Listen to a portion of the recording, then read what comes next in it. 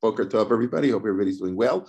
Okay, we're going to pick up, we're in the middle of Leolam Yehi Adam Yirei Shamayim B'Seiter B'Galui, that the person should always fear God in private and in public. And last week we spent most of the class talking about the difference between mitzvah in private and in public. What's worse? On the one hand, private means you're trying to outsmart God, but on the other hand, public is much more of a chilul Hashem, a desecration of God's name. And we went through this amazing Gemara that the rabbis say, if you can't help yourself, if your Yetzer Hara is your inclination to sin is very strong, you should dress up in black, and that's the origin really of black clothes for lots of people, and go to a town where nobody knows you and sin privately and get rid of your Yetzer Hara.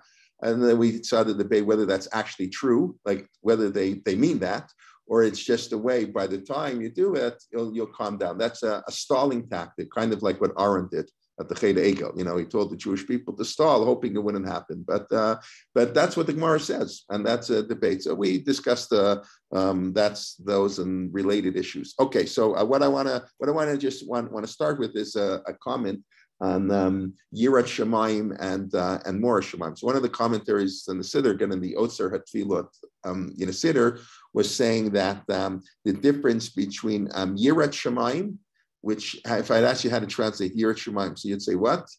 How would you translate Yirat Shamayim? Anybody? Fear.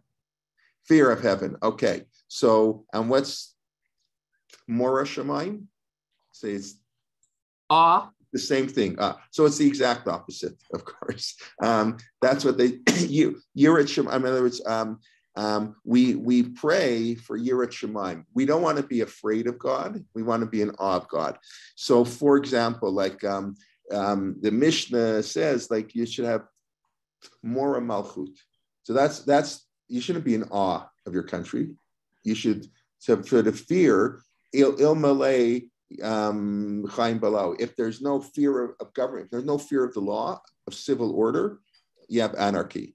Mora Rabcha Kamora Shemaim. It's interesting. Sort of the fear of your Rebbe. Okay, that's interesting. Why it says Mora there, but Mora Atchem Bechitchem Yakol Haaretz. When God tells Noach, the fear of man will be upon all the animal kingdom.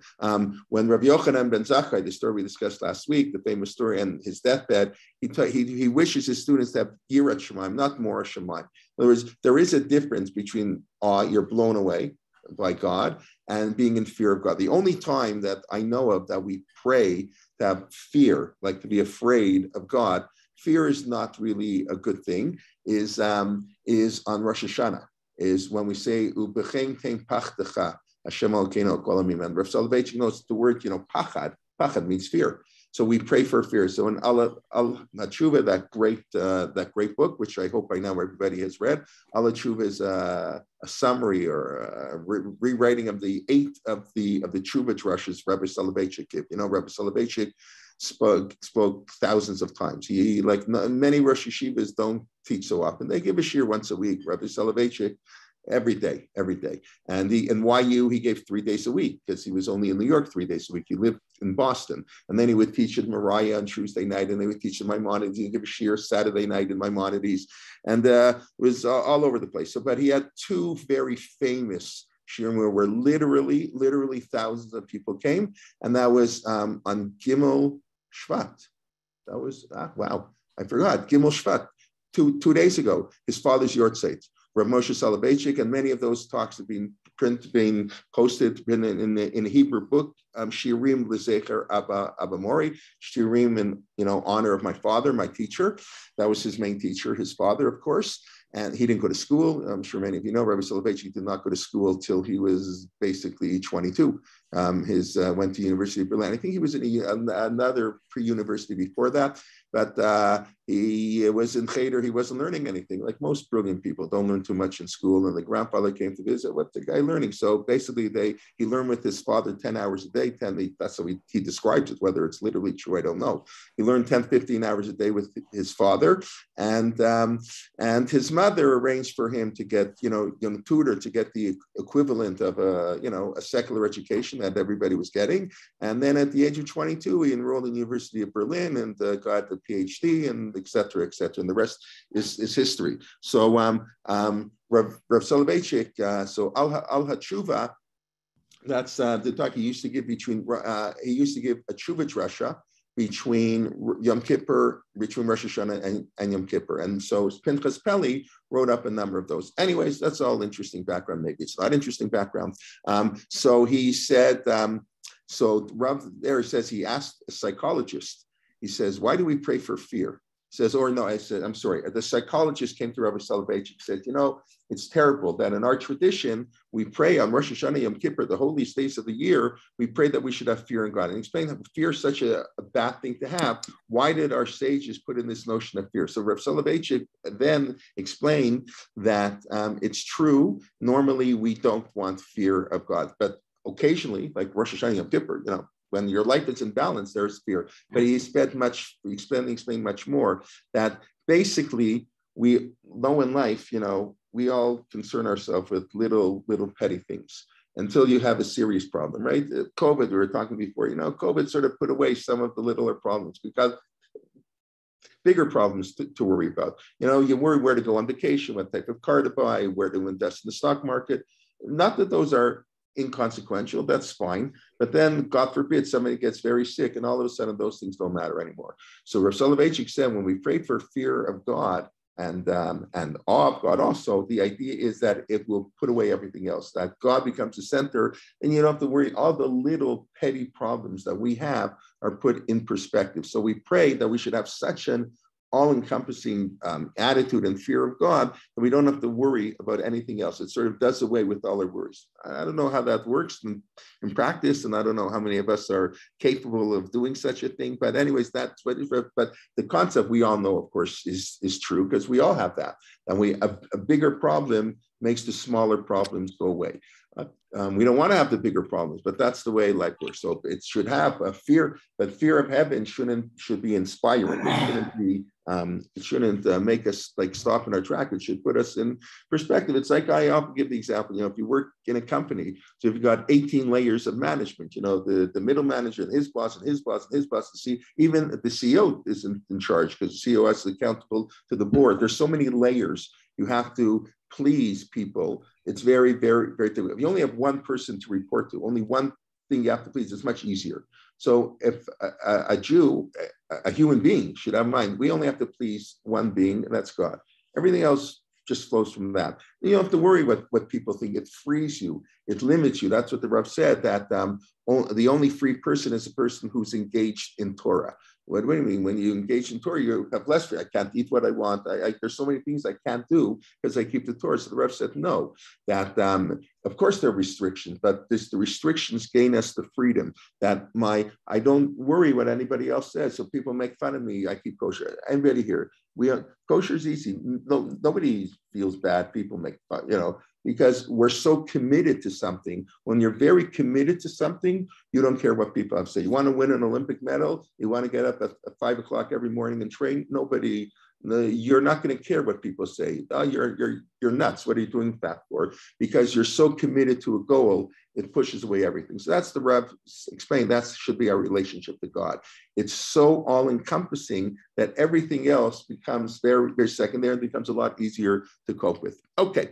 Anyways, let's just a little word. Awe, fear. You know, that's why I want to put it. God is Gomel Chasadim Tovim. Even when things aren't so great, it's chasadim tovim. It's very hard. Probably one of the hardest things to do is gamzu latova, right? Everything that happens is good, right? What's good about COVID? So we know there's certain good things about COVID. I mean, you want to say the whole Zoom, all the Torah we do on Zoom, but all kinds of other things. There are other lessons we can learn. So it's very hard, but the ideal method in life, if you can always see the good in something, that would be amazing. So even in the negative, we try to see the positive. It doesn't mean there's not negative. Of course there is. And okay, all right, we'll leave that there, and then let's move on to what the rest of the tefillah says. Okay. So we should be a Yirei Shamayim, not Morah Shamayim. We should have awe of heaven. privately and publicly. Umodeh al ha'amet. So I want to discuss modeh al ha'amet. You have to admit the truth, intellectual honesty. It's amazing that, that's what we put center stage. I don't know, has anybody here read J.J. Schechter's article on the truths of history? I don't know, have I mentioned that in the past? I believe, J.J. Schechter, one of the leaders of our community, wrote I mentioned the article about, 15 years ago, after the scandal, after Mark Shapiro published the private letters of the Sri Deish. Rabbi Yaakov Yechiel Weinberg mentioned this, that the Sri Deish's best friend was a Reform rabbi. The old style Reform. In other words, a very learned Reform rabbis, but he left Orthodox. He learned in yeshiva. Shmuel Apis, that was his best friend, and he writes in all of his letters he can confide in him and talk to things that the other great rabbis won't understand. There's certain things we all know. You can't tell your rabbi; he won't get it. You have to, unless if he's a good rabbi, he will get it. But we all know that there's certain things we wouldn't want to bring up with people. So he said he didn't, certain things in Halakhah that troubled him, certain discriminatory statements in the Talmud against non-Jews, things like that he didn't feel comfortable to talk to X, Y, and Z, but he would obviously feel comfortable with it. Anyways, he published these private letters. There was a whole brouhaha, very fascinating. So he published it in the Torah Mother Journal, which J.J. Schechter was the editor of. So he was the one who agreed to publish it. So in the next issue, J.J. Schechter wrote about a 75-page article. I stayed up till 3 o'clock in the morning Friday night, came in the mail Friday. I guess it must have been in the summer, and I read all the footnotes. It was really an amazing article. I don't know, it was 3, but probably till at least 2 o'clock in the morning, reading the article entitled The Truths of History, and how history has to be truthful. But what's funny is he starts the article by quoting a story that Rab Dessler, Michtam Eliyahu, who was had been in Gateshead in Strive for Truth. It's a very popular book, Musar work in the yeshiva world, and even in the modern Orthodox world, they study it off. I don't know if they do anymore, but when I was in yeshiva, the Michtam Eliyahu, a 3-volume set. He was an ideologue, I would say, and he was one of really the leading thinkers in the Haredi world. He then became the mashgiach after Gateshead. He was in Ponevezh.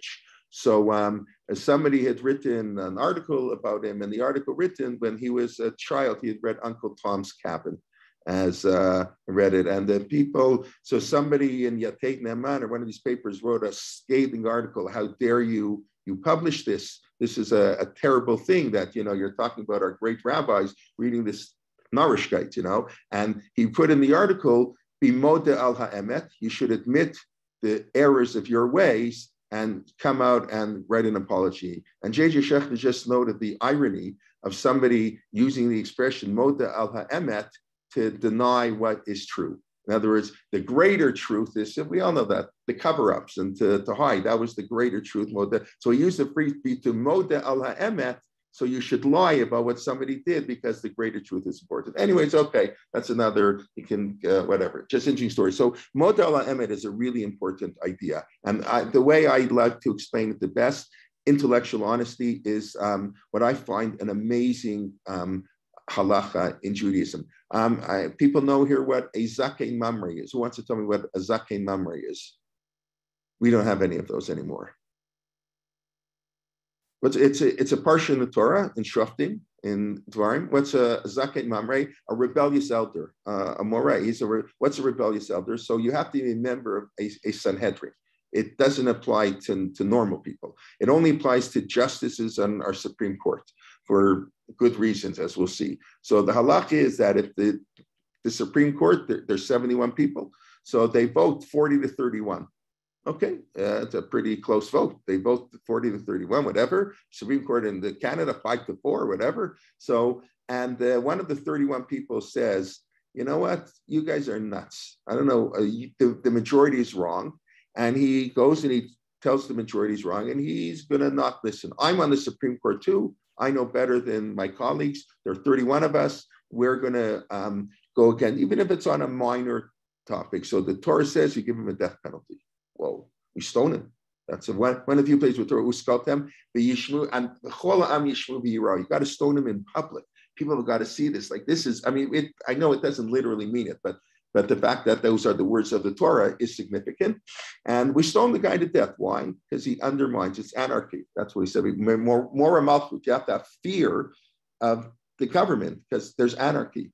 You cannot have a Supreme Court justice not following the Supreme Court. That's total anarchy. And you're finished. Your country's over. So the Torah says death penalty. Wow. But that's the halacha. If me or you disagrees with the Supreme Court, okay, it's not right. That's lo tasur. The commandment to listen to the rabbis. Lo tasur mina davar sheyagidu l'cha yaminu small. Do not deviate from what the rabbis say to the right or to the left. It's that's where this comes from. That comes from the parsha of Zakei Mamre. So what are the parameters of lo tasur is a discussion we do not have to have now. But the member of the Supreme Court who deviates from what the Supreme Court says gets a death penalty. However, the Talmud says, the rabbis explain, and I love this halacha, the halachas I really, really like. The halacha is the dissident judge, the one who disagrees, can write an op-ed in the New York Times. He can do whatever he wants, why the court is wrong. Everything the court said, they don't know what they're talking about. No problem.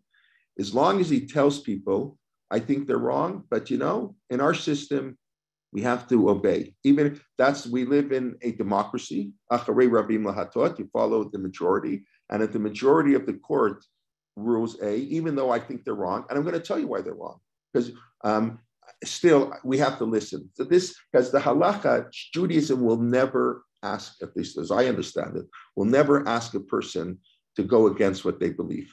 If that's what your conscience tells you, if that's what you believe, absolutely, you're always entitled to say what you believe. Action, what you do, that's a different story. There are societal norms and reasons why we cannot do what we want. So I always use, when they talk about how Judaism appreciates intellectual honesty, this example of the Zakei Mamre. Remember the Supreme Court who writes articles saying why it's wrong. And of course, that's always a good thing because maybe he'll actually convince the majority and they'll revisit the issue, right? We've mentioned many times, Judaism does not, it's contrary to the way people assume. Judaism does not believe in precedent in halacha. I mentioned that's a number, there's lots of, been discussed this for a long time. Basically, that's why we have an oral law. That was the harm, if I can use that word, or the harm, the negativity that came out of writing down the oral law into the Mishnah and the Gemara was we lost this flexibility and this idea to sort of to re-investigate halakhic norms in every generation. The Torah says, I'm sure you've seen it many times, El hashofet asher yeh b'yamim ha'hem. Whenever there's a question, and that's an unnecessary phrase, you should go to the judge, asher yeh b'yamim ha'hem, who's in that time. Well, who am I going to go to? A dead judge? Of course. What does that mean? I'm going to go to read what Rav Moshe Feinstein wrote. Rav Moshe Feinstein's not living anymore. We don't paskin on Rav Moshe Feinstein. We paskin on the great rabbis of today. Now, the great rabbis of today may get insight from Rav Moshe Feinstein, but Rav Moshe Feinstein is not alive. She's not a shofet. So the halacha never believed in prejudice. Obviously, they have to offer. It's not that I'm not saying, but you have this in the Gemara all the time. The Mishnah Rishona, the earlier sages said A, and the later sages changed it. No, we don't agree with the earlier thing. And that's not only their right, that's their obligation. And that has to do with interpreting biblical, it has to do with everything. That's their obligation. What happened is we had no choice. We had to write it down. Once something gets written down, it's frozen.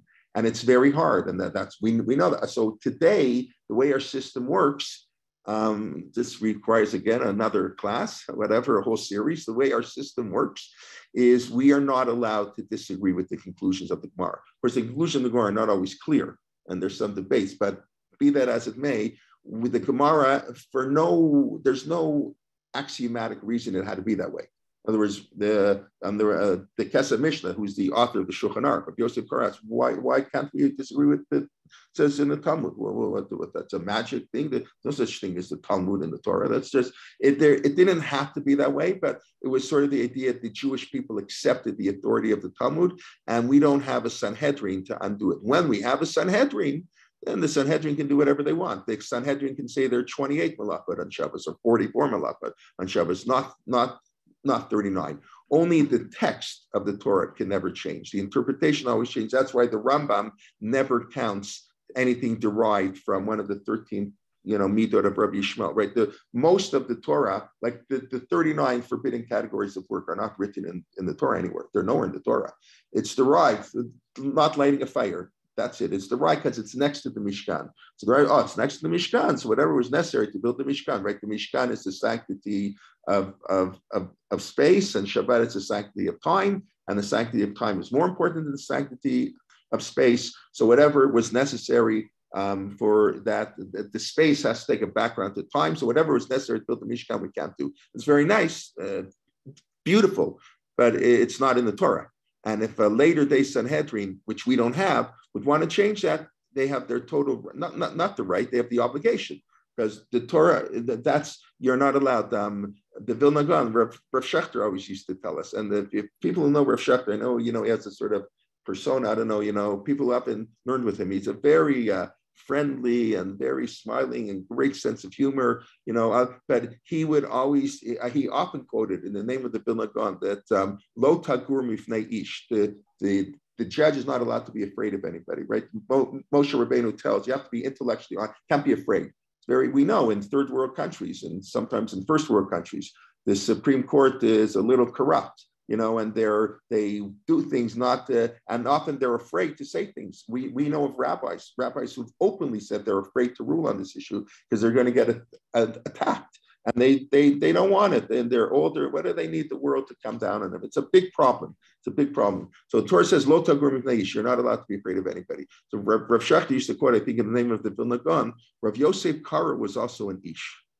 Lo tagur mipnei ish. You can't be afraid of anybody. Rav Yosef Kara, the author of the Shulchan Aruch, was also a person.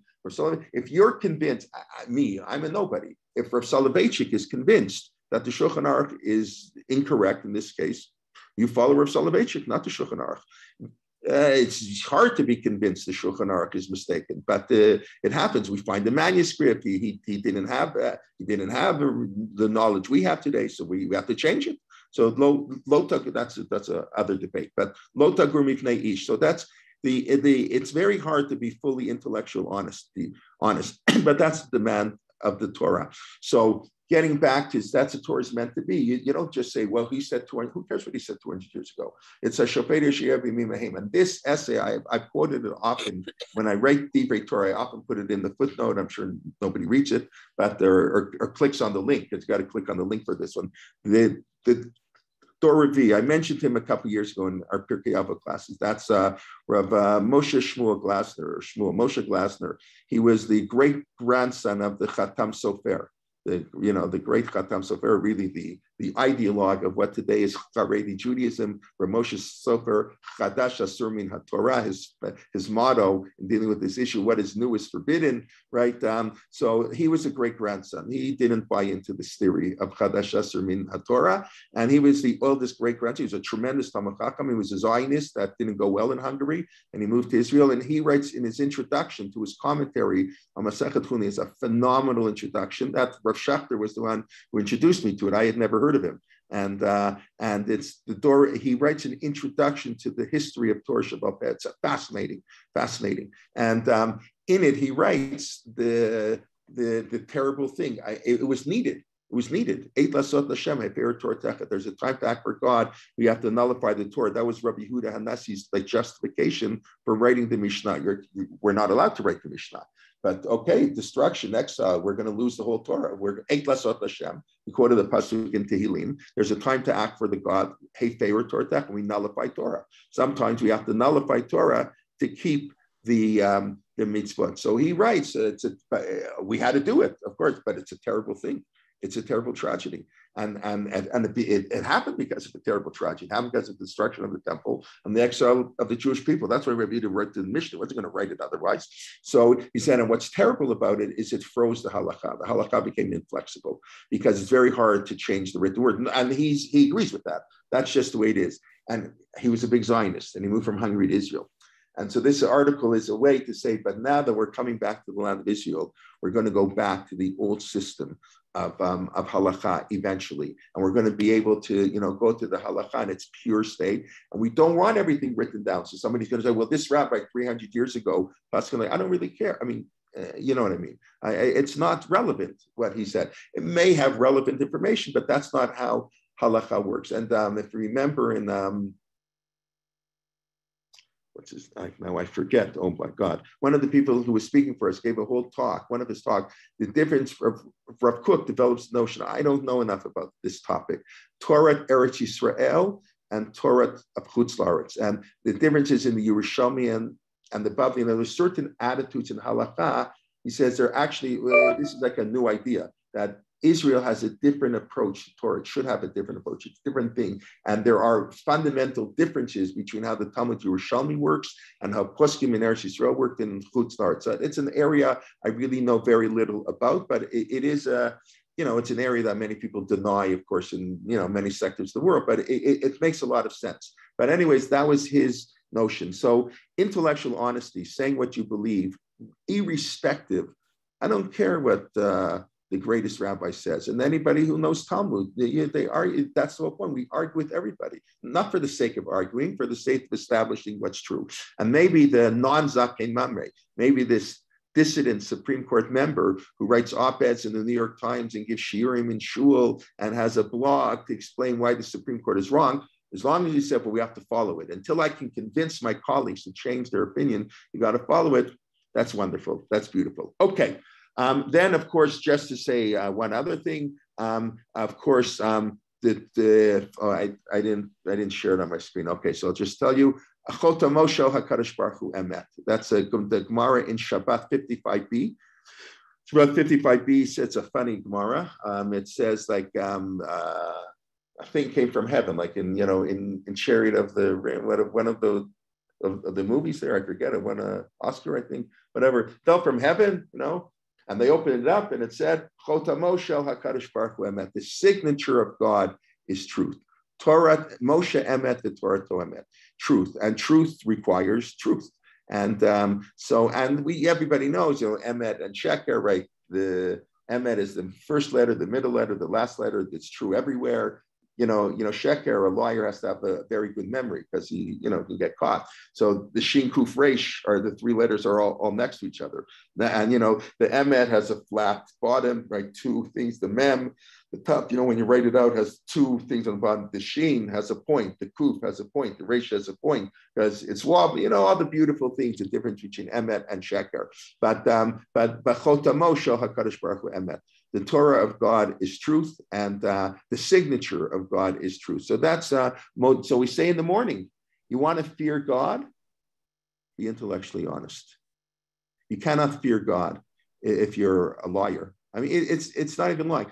It's not easy. It's not easy to be fully intellectualized. I don't have to tell you, you all know, those people who speak out often, it's not comfortable for them and they get shunned. And this is true in every area. It's true, yes, we have to have great respect and for others. And ultimately, you have to speak the truth, but you can't always do the truth. That's, they say, it's the difference between the tefillin shel yad and the tefillin shel rosh. Okay, for the men at least anyway, but it's true for everybody. So the tefillin shel rosh, the four parshiot that we have in our tefillin are in four different compartments. And the tefillin shel yad is in one compartment. It's the same words of the tefillin, but it's one parchment. The tefillin on rosh have four little, your boxes you put it in. The shel yad only has one box to put it in. Because when it comes to thinking, diversity. But when it comes to action, we need a unity of action. The truth of the matter is, in that sense, we do the exact opposite. We don't have enough truth in thinking, and we have too much uniformity. We don't have enough diversity in thinking with too much uniformity in action, or we don't have enough uniformity in action. The Torah is very strict about uniformity in action. Lo tasu agudot. Do not. So there it's talking about a person mourning for a dead body, but the rabbis have a play on words. Aguda means a faction, Agudat Yisrael, Aguda. So lo tasu agudot. You're not allowed to have Jewish factionalism. You're not allowed, the Gemara says you're not allowed two Beit Dins in one city. Every city has one Beit Din. However you define a city, this is a little complicated. You're not supposed to have two different minhagim in a shul. This one does this. This one does. I'm sorry. Lotus do. Right. That's what I'm saying. Lo titkoda do. Do not put. Lo titkoda do means you can't rip up part of your skin, and you can't make divisions in the Jewish people. So you're not allowed to have two different minhagim in the shul. Right. That's true. Every rabbi has authority over his community. Not every community has to do the same, but within a community, want uniformity. Now, that doesn't go well with our ethos of Americans and Canadians and Western thought, and maybe that's fine. And that's why we have developed what I think it was Stephen Weiss, the Reform rabbi, who first coined the term, but it's true in all of us, Minhag America. In America, things are different. It's not Europe. We don't have that. We believe in much more personal freedom. So, for example, you're not, it would seem to be, as crazy as it sounds, it would seem to be a biblical obligation that on Chol Hamoed, on Shul, half the people put on tefillin and half the people don't put on tefillin. That's the way it used to be. Now almost nobody puts on tefillin. But when I was growing up, and the minhag for hundreds of years, talking about change, was you put on tefillin. In the Shulchan Aruch, the Ramah Paskins, of course you put on tefillin on Chol Hamoed. That's the psak of the Ramah, the Shulchan Aruch, you put on tefillin without a bracha on Chol Hamoed. And in the last 100 years, that got overturned, basically. And in Israel, the Hasidim and we don't put on tefillin. So you go to shul today, so there's one or two people, the people who are strict on minhagim, the Yekas all put on tefillin. The German Jews, they very strong into minhag. Hamburg and Frankfurt and the minhagim, they put on tefillin. So are they allowed to be in the same shul? So really, Rav Moshe writes, it's not allowed. It's against the Torah. You can't have putting on tefillin. But he says, no, in America, everybody understands. This one sits for the Aseret Dibra, and this one stands for the Aseret Dibra. It's also not right. Right? The Rambam rules you're not allowed to stand for the Aseret Dibra. You must sit. Because every word of the Torah is important. Well, why do we stand for this? You're not allowed to. I don't have to. I imagine almost everybody. I hope there's an exception or two. I don't want total uniformity here. I hope, but I would assume most people here on this shir do stand for the Aseret Dibra. If you don't, please let me know. That would be really nice to hear. The Sfardim, the foes of the Rambam, do not stand. So you're not really allowed to have a shul. In other words, the rule of the shul is you stand. So I mentioned it before. The Maram of Rutenberg, who said we should all stand for the Kriyat Torah. Soloveitchik developed the notion when we sit for Kriyat Torah, we're fulfilling the mitzvah of learning Torah. We're reading Torah. We're learning Torah. That's the mitzvah. When we stand for Kabbalah Torah, we're reenacting Mamad Har Sinai. That's why there are two people on the side. We're reenacting Mamad Har Sinai. It's a totally different understanding. So that's why a lot of the students of Soloveitchik stand for the reading of the Torah. But if the rabbi sits, Rav Shechter told us that if the rabbi sits, you're not allowed to stand. Well, you're firmer than the rabbi. If the rabbi's custom is to sit, then you're not allowed to do that. You have to follow the minhag of the shul. So we allow a certain diversity in practice. Where do you draw the line between this where we all brought up and everybody is autonomous and does, which in many ways is very beautiful in many ways, and the uniformity that Halakhah had a much stricter view of uniform practice than we today have, even in all sectors of the Orthodox world. So I don't know exactly, but that there is this notion of Minhag America, but the Halakhah was very strict on uniformity, at least if in the next city they have, that's fine. Rav Yossi Galili's city, they ate chicken and milk. Gemara says, and they were blessed, wonderful. Rav Yossi Galili followed, right? So I know all the people say, I want to follow Rav Yossi Galili. We can't do that anymore. Maybe when we have a Sanhedrin, we can do that. But right now, the Halakhah became, concretized. We can't follow that. But during the time of Rav Yossi Galili in the 3rd century, people ate in the 2nd century, 3rd century, whatever. People ate chicken and milk in his town. But so the Halakhah was very open to intellectual diversity, but very close to practical diversity within a city. And we today sort of have shifted the goalpost, maybe much too much on each side. Okay, but the Chot HaMoshel, but you have to, what's true is true. What you believe is what you believe, and we can never tell you not to believe something. We can tell you what to do, but and don't ask me. I mean, you should ask me, but I don't have time now, and I'm not. I don't know enough. I'm not into philosophy enough. So you're going to ask me, what about the Rambam? And the Rambam says the 13 principles of belief. So that will have to have another. So you read Mark Shapiro's book on the 13 principles of faith. It's much more complicated than it's presented today. But you are correct. The Rambam does that, but don't ask me that, okay? I mean, do ask me that, but I'm saying, but but generally, that's what the Gemara says. The Zakei Mame should say what he wants. The Rambam, it's a little bit different, but that's not for now. Okay. All right, let's move on a little bit. Dover Emet Bilvavo. So you want to be a Yirei Shamayim? The first requirement to be in fear of heaven is be truthful. That's God. The signature of God is truth. How can you be fear of God if you're not true to yourself? If you say things for political reasons, you know. I remember just one last thing. I'm sorry, I can't help myself. You know, Rav Schechter would tell us that I know him or his father would someday they would go to a meeting. And all the Aguda all the members of the Aguda voted like this, and all the members of the Mizrahi voted like this, because you know our political position. So that's terrible. That's terrible. But you can be a member of the Aguda and think on this issue like a Mizrahi, I think. So you can be a member of the Mizrahi, think the Aguda is right. In other words, it's terrible. You can't do things based on political things. In other words, the idea that you can say, I know what this rabbi is going to say in advance. So when I have a question about how should I keep one day of Yom Tov when I go to Israel or 2 days of Yom Tov, so I know which I check out, you know, everybody knows that. But let me ask the rabbi who I know is going to give me the answer. That's a falsification of halakhah. That's ridiculous. And now if there's an expert, you have your rabbi. Maybe you're qualified to be the rabbi. If you're qualified, you don't need you only ask the rabbis, ki palemim chadavar. The lo tasur, not to deviate, and Zakei Memre is introduced by the phrase ki palei mimcha. When you're wondering, you don't know what to do. If you do know what to do, okay, you're learning. But you can't pick and choose rabbis. That's a terrible thing that we all, many people do. You have to have one rabbi. Now you don't have. Maybe your rabbi is not an expert in business ethics. So maybe for Eruvin, you have an expert on who does Eruvin. And maybe for business, you have another rabbi. And for Isser V'Heter and Kashrut. So we have many rabbis. But the idea to pick and choose that, and it shouldn't be that every modern Orthodox rabbi says you keep 1 day in Israel, and every Haredi rabbi said 2 days in Israel. There's something. It's not a Haredi issue. It's a halakhic issue, but yeah, I understand Hashkafa informs Halakhah, so it's a little complicated, but Halakhah, you shouldn't be able to know.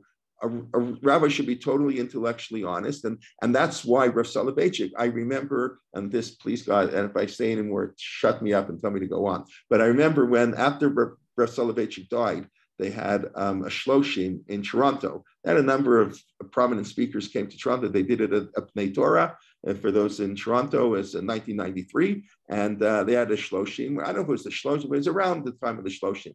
They had a thing for Rav Soloveitchik. So one of the speakers, I won't mention who, got up and said, you know, the Rav would often criticize, it was sponsored, the evening was sponsored by the Mizrahi. Mizrahi, you know, Rav was the honorary, chairman of World Mizrahi. So the Mizrahi put on the evening, and the speaker was saying, was saying how Rav Soloveitchik would often disagree with the Mizrahi, and he would yell at the Mizrahi, "It's terrible what you're doing," and that this. So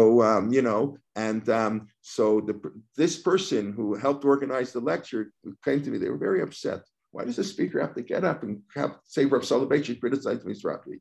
I said, well, this is exactly what my shir is. Of course, what do you mean? So, and that's the Rabbi. What? Oh, I'm a member of the Mizrahi. I can't criticize. I agree with them and everything. What, are you crazy? And it's in one of the Rab's letters that somebody, when he would criticize Mizrahi, somebody wrote him a letter from Israel. Oh, you don't like the Mizrahi anymore? He says, no, what do you mean I don't like the Mizrahi? Of course I'm a member of the Mizrahi. Doesn't mean a husband and wife don't agree on everything. They have a fight. They don't get a divorce just because they have a fight. I don't agree with everything the Mizrahi does, but I care about the Mizrahi. This is my world. This is what I do. So it's, the idea that you can tell in that, so I'm a member of the Mizrahi, I'm going to be like this. It's ridiculous. Okay. Modeh element. Dover emet bilvavo. This is beautiful. What's dover emet bilvavo mean? Speak the truth in the heart. So let's give the famous example. Now I'll share my screen. Okay, and I'll show you, it's an unbelievable Gemara. It's like, wow, this is a Gemara I gave. Okay, no, that's the wrong one. Makot 24. Okay, so we'll start. This is the famous Gemara. Darash Rav Simlai, third generation, a third century, living, I believe, in Caesarea, I believe. There were 613 mitzvot given to Moshe at Sinai. This is pretty much the only time in the Talmud that this notion, it's alluded to in one other place, but the only time that the Talmud in 2,711 double-sided pages says, and it's not in the Mishnah, it's in the end of Makot and a Nagadik, a non-legal faction, quotes the view of Rav Simlai that there's 613 mitzvot. We mentioned there's no agreed upon list. You can find lists of 613 mitzvot. The Rambam's list and the Ramban's list and the Yereim's list and the Bahag's list, they don't agree. They agree on much, but they don't agree on what the 630. It's never mentioned in the Mishnah. The Gemara never has a discussion about it. It was a non-issue. Only in the 8th century, when the Bahag wrote his book, and he wrote it in his introduction, he listed the 613 mitzvot. That's the first time in Jewish history anybody cared about this Gemara on a practical level. And then when he included Neirot Chanukah as one of the 613 mitzvot, and Mikra Megillah, Netilat Yadayim, the Rambam took him to town like you wouldn't believe. The Rambam, I don't want to use the Rambam, you know, he was intellectually honest, the Rambam. Whatever you want to say about the Rambam, he said it like, he called it like he saw it. And he did not like this Bahag. How can the Bahag say Neirot Chanukah is one of the 613 mitzvot given at Sinai? Are you out of your mind? Okay. Rav Soloveitchik has a whole shiur on that too. 365 negative, the days of the year, one mitzvah for a day. Gita Nasha and Tisha B'Av. The Zohar goes through, I don't know them all, but I know that one. The Zohar goes through every day of the year. 365 Kiminyan Merachama has a special mitzvah. So Gita Nasha, I believe, is you can think about the relationship, is the mitzvah on Tisha B'Av. And 248 limbs on the body. I don't know. I've never known. The doctors can tell me, is that true? Well, how many limbs? It doesn't matter. How do you know that? I mean, it matters, but not for our purposes. Torah Tziva Lenu Moshe Morashah Kilat Yaakov. This is very interesting. Torah is 613, 611. Torah B'Gematria is 6 Sheikh Miyat B'Chatrei, Torah Tziva Lenu Moshe, and Anochi and Lo Yeh, that was given by God. The first 2 of the 10 Commandments. The Ramban disagrees with this, of course, right? Rashi says the first 2 of the 10 Commandments were given by God. We all know this, right? It was overpowering, and the Jewish people said, we don't want so much. And therefore Moshe gave the other 611. That's why Anochi is in first person. Lo yech Elohim achrim al panai is in first person. Lo tisat Shem Hashem l'shav is already in third person because it's Moshe speaking. The Ramban disagreed. Doesn't matter. I mean, it matters, but not for our purposes. This is the wild, unbelievable. Along came King David. 613 mitzvot. That's not for us. We let me just click it here. I actually have it in English. Day 11. So I have here the Rashi in English. I can show you in Hebrew if you don't believe me. For in the beginning, they were righteous and could accept the yoke of many commandments, but later generations were not so righteous. And we try to keep all the commandments. There's nobody can keep all the commandments. It's too hard.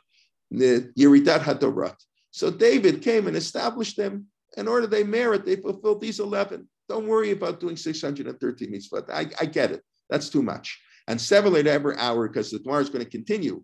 Yeshayahu came and made 6, and Micha came and made 3, and Chavavhu came and made 1.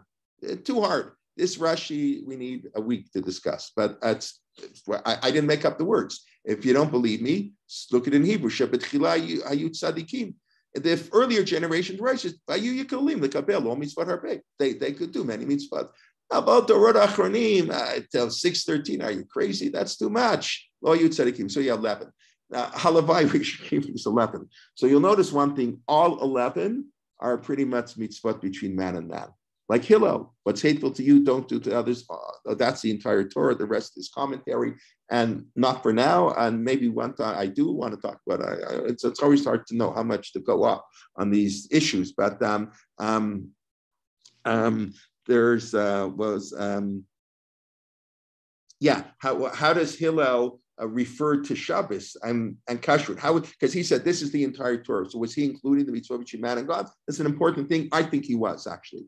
I think Hillel said the entire Torah is what's hateful to you, don't do to others. All the rest is commentary. Shabbat and Kashrut are commentary on that too. You have to figure out how is Shabbat a commentary. So that one's pretty easy because Shabbat, you can't let your slaves work for you. You have to give your workers a day off. So you can see that even this ethical, every ritual has an ethic behind it. That's my yesod in everything I teach. There's no such thing as a ritual as a ritual. A ritual has to have an ethical teaching. So you notice all of these, it's a pasuk in Tehillim. When I do funerals, it's a very beautiful chapter in Tehillim. Mi yagur ba'olecha, Hashem, who can dwell in your temple? Mi yishkom marva. Holel kamin, poel tzedek. He's pure and righteous. Dover emet bilvavo. Okay, this is all the background how we get to this expression. Dover emet bilvavo. He speaks the truth.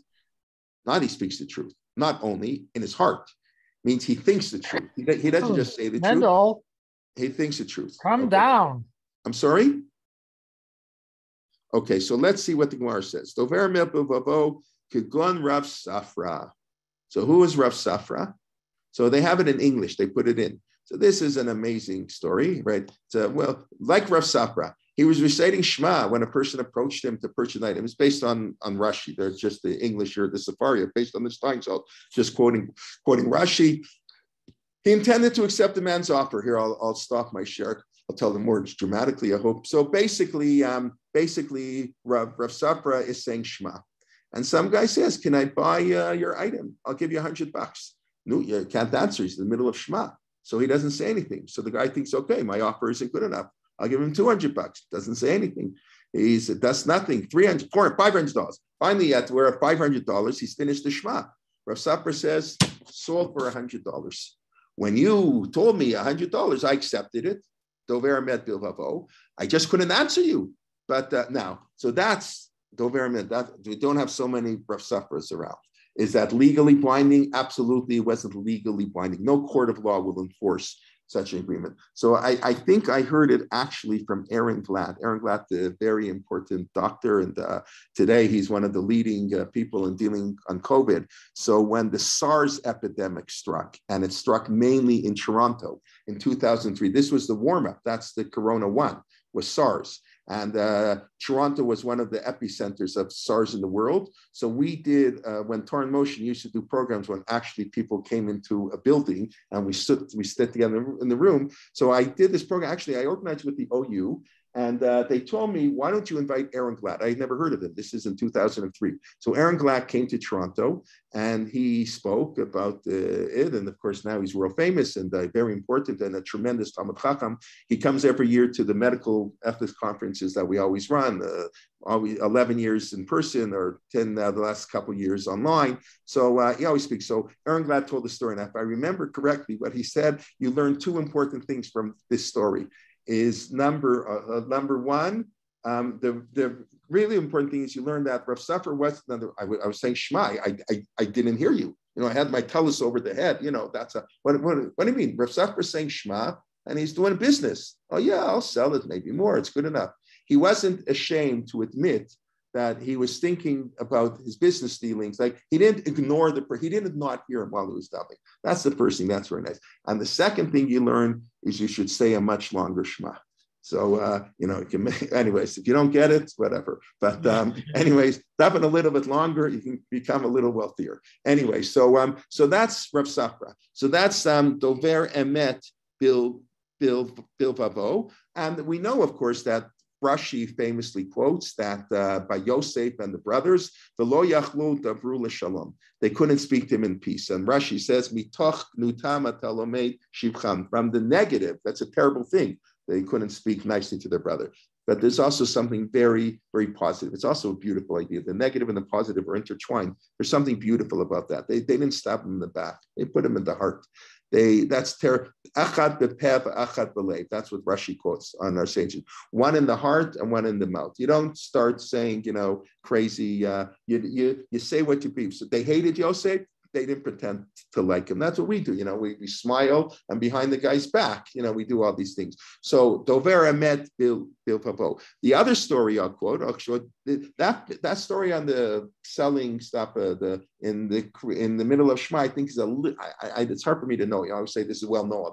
So, I don't know. I used to do that in shul a lot. I always speak. I say, as well known. And somebody came to me once and said, you know what? It's not so well known. This is a person who's a Baal Tshuva. He wasn't so learned. He didn't have yeshiva background.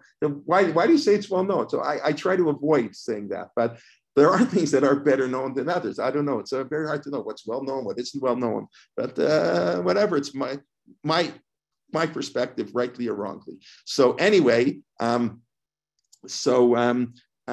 the second story that I'm going to tell you about, I think, is less well known. I think the first one's a little bit more well known. Let's go to the second story, and this has to do. And this story I first learned from Aaron Levine, the great Aaron Levine, Alav Shalom, was the rabbi of the young Israel of Avni J in Brooklyn, but of course was the head of the Department of Economics at Yeshiva University, a tremendous Talmud Chacham, a real, the finest, to me, the finest of what Torah is all about. He basically established the field of Jewish business ethics. He wrote free enterprise in Jewish law, Halakhah market. He wrote all these articles, and he had a PhD from NYU in economics, and he would write about economic policy from halacha, minimum wage, and employment equity, and stock market investment and options. Beautiful, and he's got case studies in Jewish business ethics and moral something in the marketplace, more or less in the market. Wonderful, many articles. He passed away, unfortunately. I don't know. It's probably already at least 10 years, relatively young. So I had the privilege of having him as a professor at Yeshiva University, and he gave a course that was called Comparative Economic Systems. That was the course. You get a college credit, Comparative Economic System. And what it was is how an economic system run up the Halakhah would work. And he would show how some of the Nobel Prize theories that eventually came up, where this one was in how the Rosh had developed the theory. I think that, I don't know, one of the Milton Friedman, we won a Nobel Prize, is actually, if you know how to read the Rosh, he says if you don't have an understanding of economics, you're not going to know how to read the Rishonim, you're not going to read the Gemara. You have to understand economics to know what they're doing. So it was a fascinating course. So in that course, I remember, we talked about one of the issues I think came up at some point. Let's say your teacher marks your test, and he gives you a 95. I always tell my students, add up the marks, because I may have made a mistake. So if I give them an 88 and they deserve a 91, every kid's going to come running to me. What if I gave them a 91, but they only get an 88? So you have to tell your teacher that he made a mistake. Halakhically, does the halacha obligate you to miscommemorate? So we're not going to get into that whole discussion. It's a very important discussion, correcting, misleading people when you didn't do anything. He didn't do anything. I didn't do anything. My teacher made him a mistake. I benefited from it. Why do I have to tell him? I don't do anything. So that's a fascinating discussion. So in the course of this discussion, we learned this following Gemara. I don't know that that's how the discussion began, but that was one of the applications. Took this course a long time ago. But one of the applications of the discussion was, what do you do when your teacher gives you extra marks? And I remember Dr. Levine, Rabbi Dr. Hagaon, Rabbi Levine, telling us that if he ever gave us extra marks, we don't have to tell him. He'll be, I think that's what he said. But let's go to the Gemara and Kuli. The crazy story. This is talking on Gnei Badat. With Gnei Badat is misrepresentation, right? To steal the mind, right? Gnei Badat is not monetary stealing. This is to cheat on a test, whatever. That's also real cheating, because you may get into medical school and therefore somebody else doesn't, and therefore all the money you earn is all stolen because you stole your place to get in. But that's another discussion. So the Gemara is discussing, and by the way, all the examples of Gnei Badat, as often in the Gemara, are with non-Jews. Usually when the Gemara wants to make an ethical point, even this the first story, it's with a non-Jew. What a non-Jew did. So let's quickly do the story. I see it's getting late. Mar Zutra braid Rav Nachman ka'azil misikra lebein achuza. So Mar Zutra was going from Sikara to Bei Mechoza. Bei Mechoza where Rabbi lived. That was a very prominent city, very wealthy city. People were not so religious. That's where Rabbi lived, like Abaya and Rabbi lived in Mechoza. Mechoza was a well-to-do, you can make your own comparison today. People were not so, whatever. It's an interesting city. And Rabba and Rav Safra were going from Shikra to Mechuza. They were going the other way, coincidentally. Pagua, how did they? They bumped into one another. They, on coincidence, they're walking on the same street, on the same highway. Savar la'ape ka'atu. So he said to them, so Mar Zutra thought they were coming to greet him. So he said, wow, that's so nice of you. He said, you didn't have to work so hard. Oh, now I can switch to English, right? If you want, coming to greet him. Why did the rabbi tarchulu? Why did you work so hard? So Amar le Rav Safra. Rav Safra said, no. I didn't come to greet you. I didn't know. Lo have yadina. I don't want you to think I did you a favor. You'll be extra nice to me. Now, it's not so nice. You're not so important. But so that's he had to make a decision. But truth, to Rav Safra, truth is everything. So he couldn't tell him, I came to greet you. It just wasn't true. He didn't say anything. He didn't do anything. But he added in, if I would have known, then I would have done even more. I would have greeted you more. So that's also a big discussion that we had in this course. Can a person ever make a self-assessment in Halakhah? And the answer is usually not. You say, when you advertise, if I would do this, what would be? So that we need, again, another whole other shir. But that story, Rav Safra, now there's a whole discussion in Halakhah, and probably and let me finish it, because I think I didn't say the last line of the story. So I would have done more. Amar le Rabba. So Rabbi said to him, well, what are you, crazy? My tam amart lehi. Well, why do you say anything? I have to make him, you make him feel bad that we went out. No, we weren't coming to greet you. Amar leva kamatina le. No, he made his own mistake. We would have misled him. We would have misled him. No, he misled himself. Why should he think we were coming to greet him? He made the mistake. There's no reason I can't walk on the street from Bechuza to Sikra. So Rava told him, Rav Safra, that's too much. So that's a debate, Halakhah, for another time. But that's Rav Safra. That's often happens. A person takes something and is very careful about it. They take it to an extreme. That's good. So there's lots of discussion about that. Maybe we can pick up a little bit on that next week, but on these self-assessments and what do you do? When is a person, it's their mistake, it's my mistake, when do I have to correct the mistake? All kinds of interesting things. So we'll pick up. But I see it's 9:57, so let's wrap up, and then I can take a look at the question. So we basically began by discussing Yirat Shamayim and Mora Shamayim. Awe of heaven and fear of heaven. So generally, we want Yirat Shamayim. We pray that a person should be a Yirei Shamayim. We don't say you should be a Mora Shamayim. You should be a Yirei Shamayim. Mora is fear. Fear. That's generally not good. That's generally not good. That you should have fear of the government, fear of anarchy. That's good. But not awe of your government. That's not good. Right? But awe of God, we said, except on Rosh Hashanah, Yom Kippur. We do throw in a little bit. Yes, we sometimes need fear of God, but the fear and awe of God displaces all our other fears and all our other problems. When we have only one thing we're worried about, that's it puts away all our smaller problems. And we discussed model met. Be truthful. Azake mamre, intellectually honesty. Can't be afraid of anybody. What you do, that's a different story. But how you think, you can say everybody's wrong as long as you accept the authority of the system. You don't break the system, because otherwise, Azake mamre gets a death penalty. But to argue against is fine. And then we chotamoshel hakadosh baruch hu emet. God is the God of truth. His signature. That's the one thing about God. He's truthful. That's why the angels didn't want God to create the world, because man is full of lies. That's the debate between Shalom. That's, again, for another shir. We all know we're allowed to lie a little bit to keep the peace. But Chotamoshel HaKadosh Baruch Hu Emet. And then Dover Emet Bilvavo, to speak truth in the heart. That's one of the 11 mitzvot. 613 is too hard. It's unbelievable. 613 is too hard. Let's just keep 11. Halavai, we would keep these 11. And Dover Emet Bilvavo, to be like Rav Safra, when you're in the middle of Shema and Shemon Esrei with the talus over your head, and you have in your mind when you discuss, I'll get stuck. You want to pray somebody is sick. That actually might be the one exception. Kol nediv libo.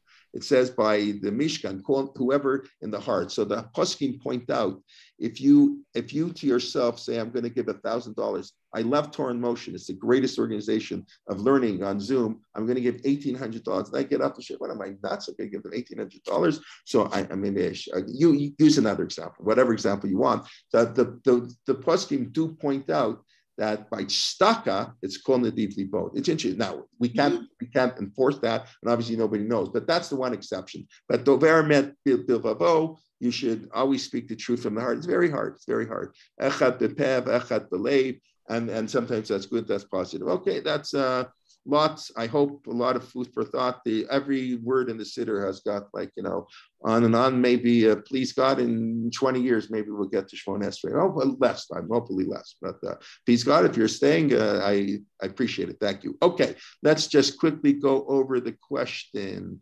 Yes, like Shine, guess I'm not in my regular place giving my shear, so I apologize. The picture's not quite as clear. Yes, I apologize for that. I'm sorry. Gamzul the Tova, right? That's the story. Everything is for good. That's Rabbi Akiva. It's Nachum Ish Gamzu was his name. Everything that happened, he would say it's good. So they gave him. No, his name was Nachum. He always said this is good. So they gave him a nickname, Nachum Gamzu Tova. But it's a story with Rabbi Akiva. It thought bad, and the bad turned into good. The Gemara gives example where you see the bad turned into good, but sometimes the bad is not so easy to see it turning into good, and sometimes it doesn't turn into good. So that's also what are the limits of Gamzu L'Tova? We're not going to say the Holocaust is good. It wasn't even worth a state of Israel. We'd be much better off no state of Israel and no Holocaust. As Rav Soloveitchik said, to save one Jewish life, you give up Yerushalayim. That was Rav Soloveitchik. Maybe if you give up Yerushalayim, it endangers Jewish life. That's a military question. It's not a philosophical question. Jewish life is worth more than land. Just like I told you on the Mishkan, time, the sanctity of time is more than the sanctity of space. The sanctity of human life is for sure more than the sanctity of place. So it's not, I don't think you can say the Holocaust did it. That's an exception. No Gamzu L'Tova in the Holocaust. Comment here, Jay, was Gamzum L'Tova. Zoom. Look at it. Gamzum L'Tova. Oh, I didn't think of that. Thank you. Gamzum L'Tova. Yes. Okay. I live in a rarefied world. Look at what happens in the last 20 years to those who speak out of the rabbis. Right. That's why do you think I'm speaking about this? That's not why I'm speaking. I would have said that had nothing to do with what's going on, but it relates. Of course, it's terrible. Rabbis are afraid to speak out. It's terrible, terrible, terrible. I can't judge anybody. Don't judge the speech. It's very hard in certain words. It's very hard to speak up because you get. I try to be proud of the fact. I think really in Torah Motion, I think people who know the history of Torah Motion, some of the subjects we've covered and things we do. I try to be very much not care what if I think it's right. We think it's right. We're going to do it. I don't care that other people don't. You don't like it. Don't come. Don't support us. Whatever. But you're right. It's a terrible thing. That's what's hopefully now is going to change. I'm not so confident it's going to change, but I think it's changing a little bit.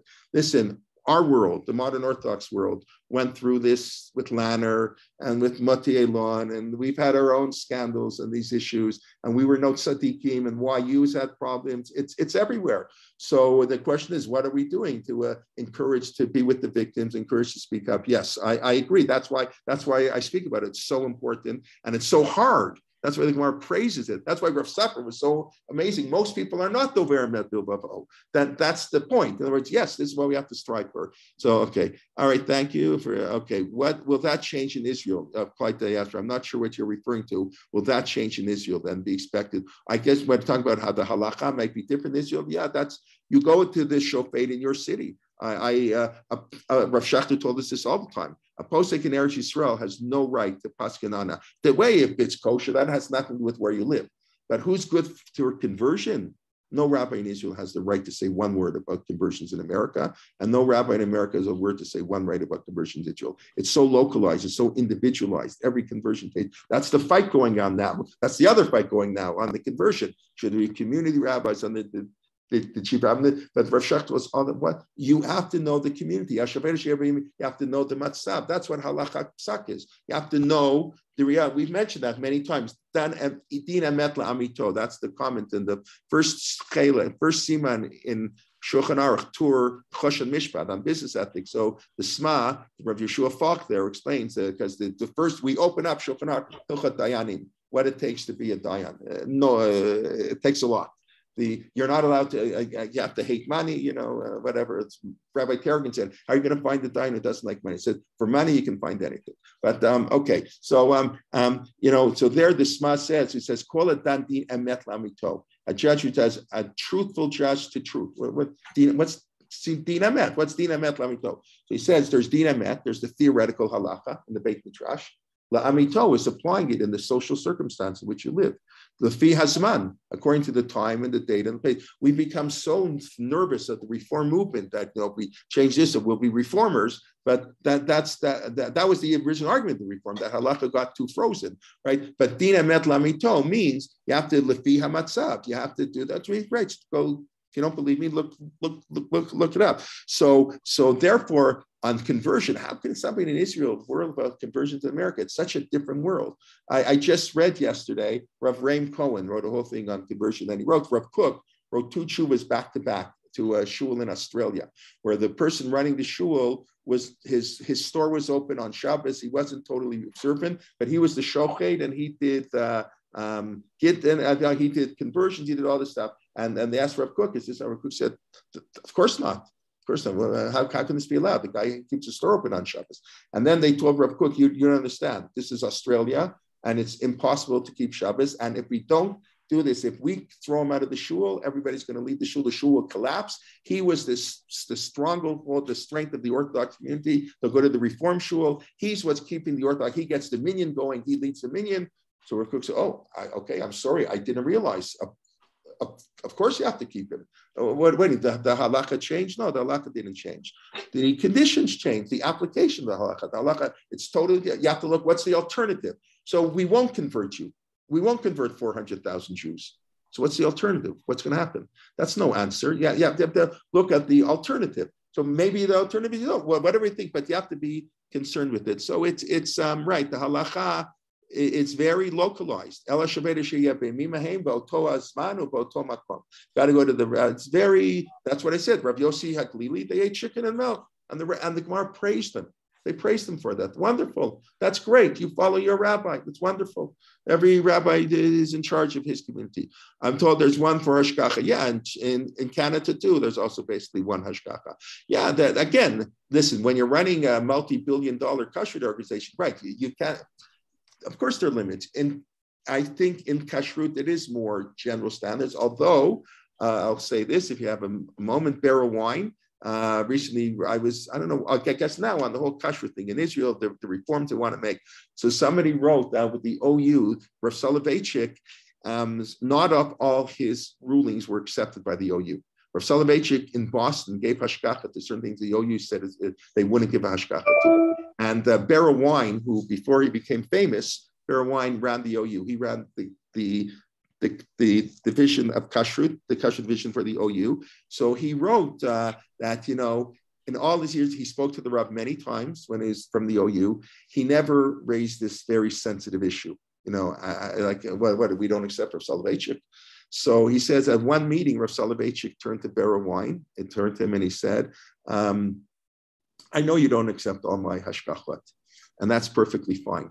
Because the OU, you have your calculations. I'm in Boston and I'm dealing with my local community. And in my local community, it's very important that I broaden the base of kashrut, and I have to give kashrut even things that are debatable and you can argue against it. But based on the situation, I feel that it's important in Boston that I give it a hashgacha, but I understand the OU doesn't want to do that. Now, why the OU, Mark Shapiro mentioned, why shouldn't the OU have the same feeling? It doesn't matter, but it's a beautiful idea. That's why we're so veggie. He understood, yes, in Boston, the halakhah is like this. In the 1930s, 40s, when you can't get a job, if you're Shomer Shabbos, you don't go to work on Shabbos. So we're going to allow you to have a non-Jewish partner sell the store on Shabbos. We're going to do all kinds of things. Times change. The halakhah changes as time. Not the halakhah, not the theoretical halakhah, not the construct of halakhah. The application of halakhah is changing all the time. So yes, okay. Yeah, a well-known shul near me, the rabbi wears tefillin on Chol HaMoed. Right, so that's minhag America, the custom. Okay. You're in Israel, though, right? Right, Susan? Aren't you in Israel? No, you can't be in Israel. You wouldn't be here now. What am I talking about? Okay, I learned most truth from people I disagree with. Yes, that's a beautiful quote from Jonathan Sachs in the last book he wrote before he passed away. In morality, the one thing, what he learned in university, I told you last week, Rav Lichtenstein learned at Harvard that life is complex. That's what Rav Lichtenstein learned at university. What Jonathan Sachs learned at Cambridge is that to learn how to listen to people who you vehemently disagree with, how to learn and grow, that in university, it's where ideas come and they clash. And he learned so much from being exposed to people who he disagrees with. Yes, beautiful. If we would all follow, that's why they were such great people. Rav Lichtenstein and Jonathan Zessot, Halavai, okay. Oral written, very few people, Yoshua, Givanites. Yeah, I'm not sure what that means exactly. Thank you, Atara. Okay. Thank you. I think Torah Eretz Yisrael. Yes, Rabbi Ari Shvat. That's it. I'm sorry, I forgot the name. I'll have to apologize to him. Correct. Talked about thank you, Morris, even though you're not here anymore, right? A science teacher for many years, I would tell my students not to tell me if I made a mistake in their paper. Right. That's what he said. My reasoning that has saved me lots of extra work. Okay. That's whether that reasoning is good reasoning is a good question. Okay, very good. But you're right. We don't have time to do them now. We should wear the mal thrown in our direction. What's that? Janine, what's that? Malochio? I don't know what that is. Thrown in our direction. That's what the evil eye. Evil eye. Yeah. Okay. That's why orthodoxy became orthodox. Orthodox was a derogatory term. And then the Orthodox community said, we're going to use it. They're called, we're proud to be Orthodox. Anyways. Okay. Anyways, please God, we look forward to seeing you next week. And we start on Sunday. Rabbi Liebtag finishes his series on sevens. And then Monday morning at 11 a.m., Dr. Rabbi Lindsay Guhartz begins her 10-part series on what Jews should know about Islam. I hope you all saw our winter program. If I don't say so myself, I think it's a very nice program. And we hope you'll come and join. And we'll hope you'll invite your friends. That's all I ask you to do. I mean, that's not all I ask you to do, but I heard to invite a friend to join us, and we look forward to learning with you and always waiting to hear your comments and suggestions. Okay, thank you very much, everybody. Have a Shabbat Shalom. All the best. Thank you. Rabbi, Bye-bye. Rabbi, yes. Continue for a moment, briefly, please. I have 1 minute because I have to go teach in chat, but I have a minute or two. Yes. I'm embarrassed to say. Well, I don't know what part of the city you were learning from. Leolam Yehi, I know it's hard to tell sometimes. I was learning from Leolam Yehi Adam Yirei Shamayim B'Seiter Uba Kalui. We say like right after Birchat HaShachar, and then the Siddur continues Modeh Al Hamet. So that's the one line we did. Okay. Thank you. Yes, and another thing quickly. Who's the Rabbi that was his Zakan Mamre? He was expelled by the Sanhedrin. So he's a member of the Sanhedrin who disagrees with the ruling of the Sanhedrin.